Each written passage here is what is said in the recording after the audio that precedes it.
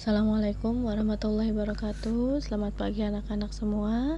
Hari ini kita belajar sejarah kebudayaan Islam.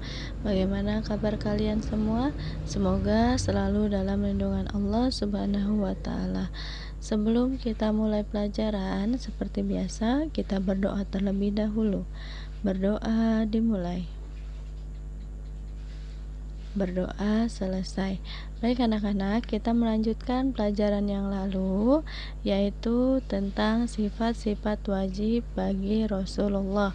Kemarin ibu sudah menjelaskan, yaitu ada 4 sifat. Yang pertama sidik, amanah, fatonah, dan tablik. Sidik artinya jujur, amanah artinya dapat dipercaya.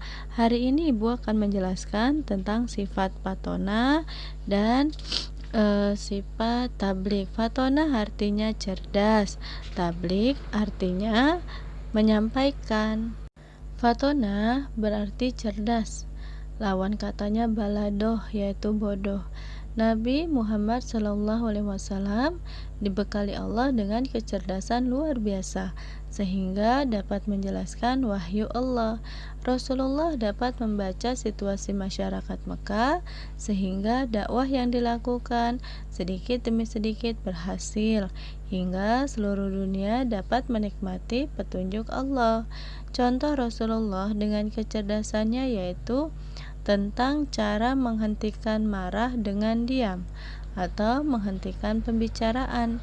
Rasulullah juga memberi petunjuk agar dapat melaksanakan sholat khusyuk dengan cara tidak boleh berkata bohong.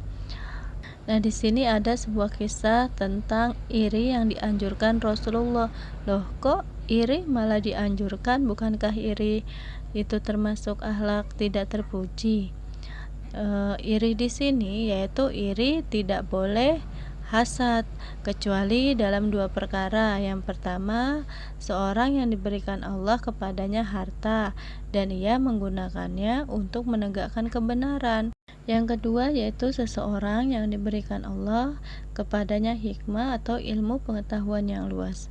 Ia menerapkan ilmu tersebut dalam kehidupannya dan mengajarkannya kepada orang lain. Ini sifat iri yang dibolehkan atau dianjurkan oleh Rasulullah, yaitu iri dengan harta yang dijalankan di jalan Allah, orang yang dermawan, dan iri dengan orang yang berilmu dan mengajarkannya kepada orang lain. Jangan salah paham kalau irinya melihat seseorang atau teman kalian ranking bagus, terus kalian malah marah, malah nggak mau berteman. Itu iri yang salah, bukan iri yang membangun. Tapi iri yang membangun itu atau iri yang dianjurkan pada saat teman kalian mendapat juara, kalian tetap senang, mengapresiasi, dan harus belajar tekun agar apa yang kalian inginkan, ingin seperti teman kalian, tercapai. Baik anak-anak, untuk sifat yang keempat yaitu tablik. Tablik artinya menyampaikan. Tablik artinya menyampaikan, lawan katanya khitman, yaitu menyembunyikan. Rasulullah SAW merasa berkewajiban menyampaikan wahyu yang diterima dari Allah kepada umat manusia. Dalam menyampaikan ajaran Allah, Rasulullah menggunakan bahasa yang dimengerti masyarakat dengan santun dan mudah dipahami. Dan tidak ada satu ayat pun yang disembunyikan, walau berupa teguran kepada pribadi Rasulullah.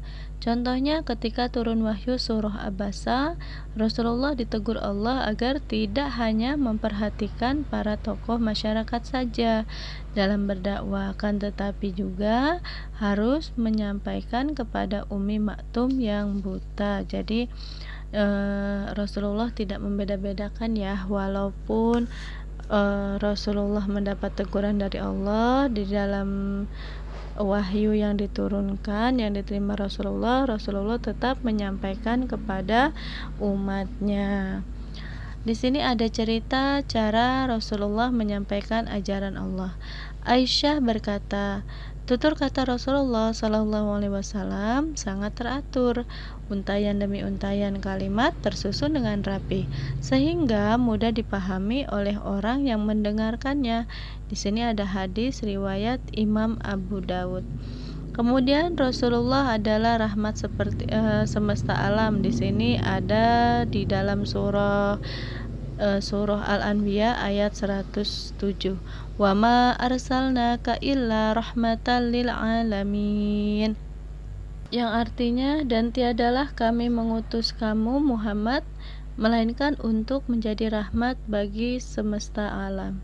Kehadiran Rasulullah adalah sebagai rahmat, sehingga siapa saja yang mengikuti dan mentaati ajarannya, mereka akan selamat dan mulia di dunia dan akhirat. Ajaran Islam bukan hanya untuk golongan satu keturunan, akan tetapi untuk seluruh umat manusia. Bukan hanya untuk bangsa Arab, tapi juga bangsa lain di dunia. Bukan hanya untuk orang kaya, tapi juga untuk orang yang tak berpunya. Rasulullah Shallallahu Alaihi Wasallam mengajarkan ketuhanan yang benar, menyampaikan wahyu yang benar, menyampaikan petunjuk yang paling benar.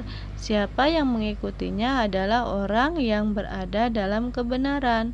Rasulullah mengajarkan kedamaian dan menolak perpecahan, mengajarkan kasih sayang dan menolak penindasan, mengajarkan merawat semesta raya dan menolak perusakan lingkungan.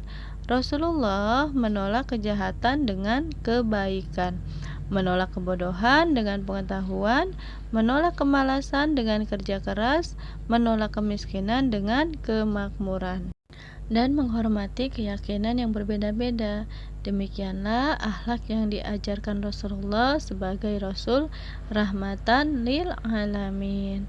Sumber seluruh akhlak Rasulullah tersebut adalah Al-Quran, sebagaimana hadis yang diriwayatkan Imam Muslim dari Abu Daud. Ia berkata, aku bertanya kepada Aisyah mengenai akhlak Rasulullah, dan Aisyah pun menjawab, akhlak Rasulullah Shallallahu Alaihi Wasallam adalah Al-Quran. Maka kalian jika ingin berakhlakul karimah, kalian contoh dari akhlak-akhlak Rasulullah yang ada di Al-Quran. Kemudian ada syair Imam Abdurrahman Ad-Dibai. Kelahiran Rasulullah Shallallahu Alaihi Wasallam adalah nyawa bagi alam yang seakan mati, menjadi siraman bagi alam yang seakan kering dan tandus, sehingga alam menjadi hidup dengan hidupnya Rasulullah Shallallahu Alaihi Wasallam. Di dunia ini Rasulullah Shallallahu Alaihi Wasallam diutus dengan membawa agama sebagai rahmatan lil alamin. Nah, anak-anak semua, Ibu cukupkan materi hari ini tentang sifat-sifat yang ada pada Rasulullah. Silahkan kalian baca kembali tentang akhlak terpuji bagi Rasulullah. Nah, anak-anak semuanya, Ibu cukupkan materi hari ini. Semoga apa yang Ibu sampaikan dapat bermanfaat untuk dunia dan akhirat. Untuk tugas hari ini yaitu kalian buka halaman 32, kalian kerjakan nomor. Baik anak-anak, semoga apa yang telah Ibu sampaikan dapat bermanfaat, dan Ibu akhiri wabillahi taufiq wal hidayah. Wassalamualaikum warahmatullahi wabarakatuh.